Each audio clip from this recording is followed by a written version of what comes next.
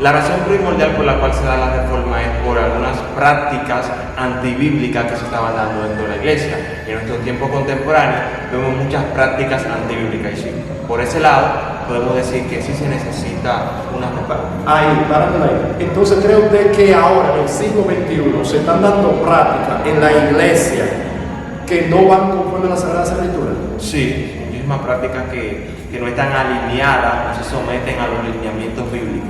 O sea, se necesitan reformadores. Dios te bendiga, Dios te guarde. Soy tu hermano Juan Carlos Vizcaíno. Una vez más estamos aquí para llevarte una palabra conforme a las Sagradas Escrituras. Si estás viendo este video y no te has suscrito, te vamos a pedir que te suscribas, que compartas, que activa la campanita, le dé like. Así como tu vida está siendo bendecida, nosotros queremos que usted pueda bendecir a los demás. Bien, el día de hoy, como siempre, tenemos un tema muy importante, porque en el día de hoy estamos celebrando, o se celebra el 505 años de la Reforma Protestante.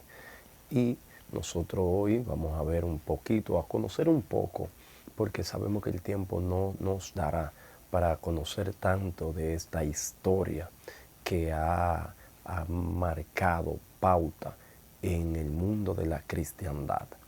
Bien, nosotros para saber qué fue o qué es una reforma, dónde se originó, qué pasó, qué provocó que haya una reforma en la cristiandad, en el principio del crecimiento en el mundo cristiano, ¿por qué hubo esta reforma o qué provocó, qué es una reforma? Y nosotros conocemos de la reforma que es un movimiento cristiano, por así decir, claro está, en contra de muchos acontecimientos que se estaban dando dentro de la iglesia o de lo que prohibía o lo que alteraba lo que era la parte pura o sin mancha de la iglesia. Y todo esto que alteraba o traía lo que era esa parte que no estaba alineada a lo que era el propósito, el plan divino de Dios. Y hombre temeroso de Dios ahí dentro, viendo que esto acontecía, pues entonces se levanta este movimiento al cual hoy se está celebrando 505 años de la Reforma Protestante. Pero ¿cómo iniciamos? Bien, cuando Cristo está aquí en la tierra, la iglesia estaba marchando de una manera pura, una manera en la cual las personas se consagraban tanto para Dios, por ende, al mismo Cristo lo atacaban los escribas y los fariseos, porque supuestamente él no cumplía algunas cosas que estaban escritas allí en la ley. Más bien ellos le daban otra interpretación que no era la correcta. Por eso Cristo dijo, yo no vine a abolir la ley, sino a hacer que ella se cumpla.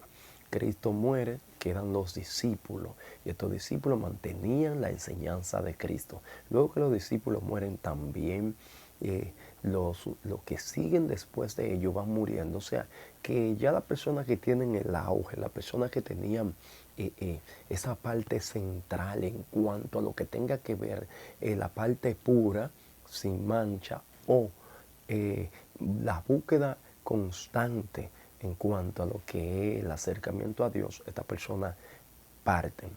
De esta forma surge lo que es esta persecución fuerte que tuvieron los cristianos. Ya matan al líder principal, a Jesús, y más adelante siguen matando a los cristianos, pero se siguen manteniendo puros e íntegros delante de Dios, con tal de agradarle a Dios y agradar a lo que Jesús hizo en aquel entonces mientras anduvo con sus discípulos. Más adelante la iglesia se casa con el Estado. En el año 313 Constantino firma un edicto en el cual la iglesia deja de ser perseguida y la iglesia se une al Estado. Aquí inician lo que son esos principios catastróficos que empiezan a marcar estas pautas o lo que provoca que empiece a surgir este movimiento protestante.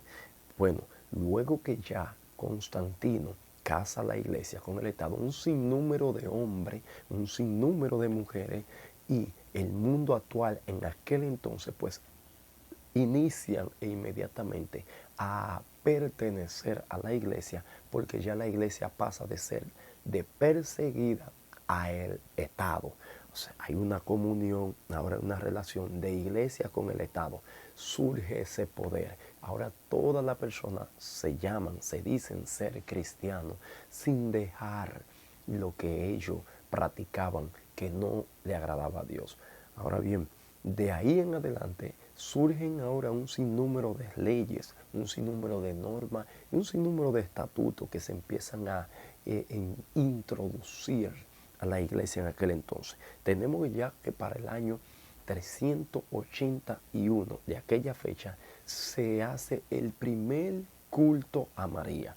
Antes de Cristo, cuando Cristo estaba, cuando Pedro estaba, cuando los demás apóstoles estaban, no había culto semejante como esto. Pero ya en el 381 surge este culto.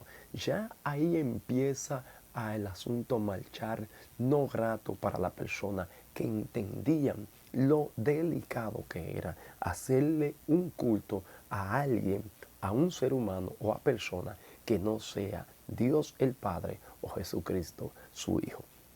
Ya el asunto empieza a marchar un poquito mal del por qué el celo ahora sigue creciendo de los hombres que se mantenían íntegros y puros en Dios. En el 593 más luego empieza la introducción de la doctrina del purgatorio. Ya cuando la persona muere, supuestamente está en un lugar que no es ni el cielo ni el infierno, sino donde su alma empieza a purificarse.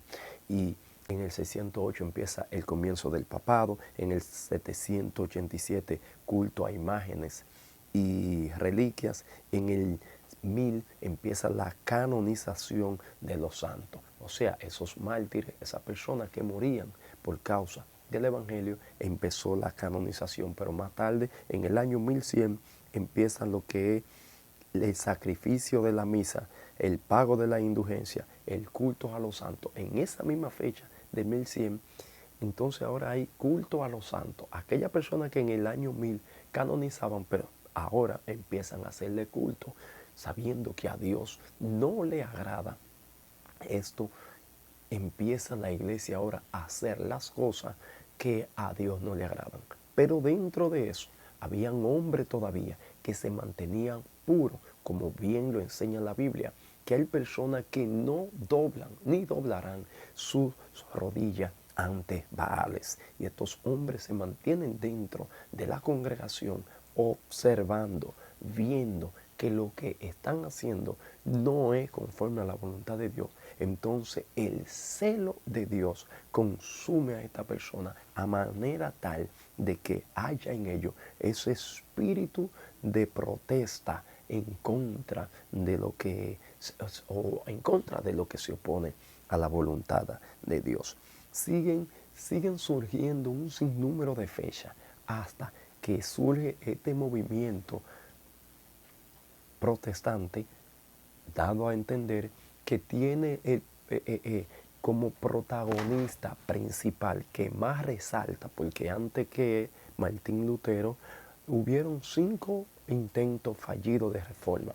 Dentro de ellos está Juan Wycliffe, Juan Hus y un sinnúmero más de hombres que protestaron, mas ellos no tuvieron la dicha, pero sí dejaron el camino preparado para que más adelante había una de los puntos que era el pago de las indulgencias, la cual chocó y cautivó la mentalidad de Martín Lutero, que una persona cuando moría podía estar en pecado, pero con el pago de las indulgencias, esta persona después de muerta tenía la capacidad de que el Papa o los sacerdotes podían interceder por él. Enseña la Sagrada Escritura que el justo por la fe vivirá y que la sangre de Cristo, del Cordero, el cual fue crucificado, inmolado y muerto por nosotros, es la que tiene la capacidad de darnos vida y vida en abundancia. Y todo esto estaba en contra, o sea, todo esto está en contra de las Sagradas Escrituras, y estos hombres de Dios, llenos de Dios, entonces empezaron a contrarrestar esto que se enseñaba en aquel entonces. De ahí surge esta reforma, de ahí nace este protestantismo, pero vemos que a estos hombres lo acusaban de hereje porque se oponían al Estado, o sea, se oponían a la iglesia que estaba casada con el Estado en aquel entonces, y de ahí surge esta división en el 31 de octubre del 1517, dándose hoy, 31 de octubre del 2022, 505 años de aquella historia que separó una gran masa de la iglesia. Se divide la iglesia, los puros, los que deciden hacer las cosas, tratar de hacer las cosas conforme a la voluntad de Dios, a aquellos que se dejan gobernar por el Estado, por una iglesia imperial, por aquella iglesia donde la palabra ya para el año 1870 vemos la infalibilidad del Papa al hablar. O sea, que su palabra está por encima aún de la Biblia. O sea, estamos hablando, estamos viendo cómo todo lo que hace la iglesia nominal está por encima aún de lo que enseña la Sagrada Escritura.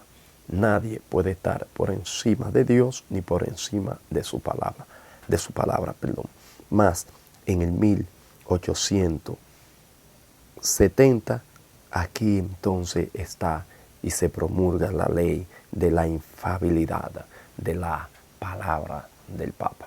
Entonces, estos grandes hombres que ya han traído esta reforma, damos a entender que hoy nosotros estamos celebrando, estamos glorificando el nombre de Dios por este gran logro que tuvieron estos grandes hombres en separar lo profano de lo que es lo de Dios.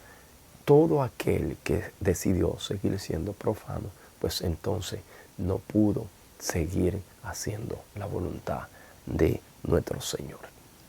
Bien, para nosotros seguir hablando más de este tema, no alcanza el tiempo, pero sí más adelante podemos traerle la continuidad del mismo, porque es un sinnúmero de historias, de hechos y acontecimientos que te lo estoy resumiendo en un breve minuto. Este tema con más abundancia, pero yo estoy seguro que usted detrás de cámara o ahí, déjenos su comentario, si usted cree que esa misma iglesia protestante hoy necesita una reforma. ¿Cree usted que lo que se están enseñando en la iglesia no es merecedor de que surjan nuevos protestantes dentro del cristianismo? Puede dejar su comentario. Que Dios te bendiga y que Dios te guarde.